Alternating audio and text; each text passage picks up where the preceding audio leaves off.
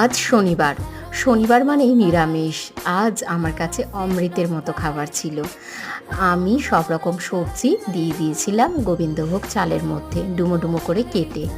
আমার কিন্তু খেতে গরম ভাতে এইভাবে ফেনা ভাত করে গোবিন্দভোগ চালের তার সাথে লঙ্কা সিদ্ধ দিয়ে খেতে খুব ভালো লাগে। আর এটা ছিল শুকনো লঙ্কা আর তেল দিয়ে ভালো করে ভেজে মাখা আলু।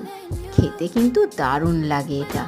আর তার সাথে নিয়েছিলাম একটা খুব দারুণ জিনিস, সেটা হলো সেও ভাজা, টমেটো, শুকনো লঙ্কার গুঁড়ো আর কাঁচা লঙ্কা দিয়ে মাখা এই চুরমুড়া চাট, যেটা কিন্তু দারুণ লাগে খেতে।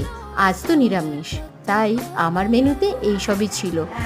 আপনারা নিরামিষের দিনে কি কি খান অবশ্যই জানাবেন। আমার এমন শর্টস ভিডিও দেখতে আশা করি আপনাদের ভালোই লাগে। ভালো লাগলে অবশ্যই চ্যানেলটিকে সাবস্ক্রাইব করে চ্যানেলের পাশে থাকবেন। নমস্কার।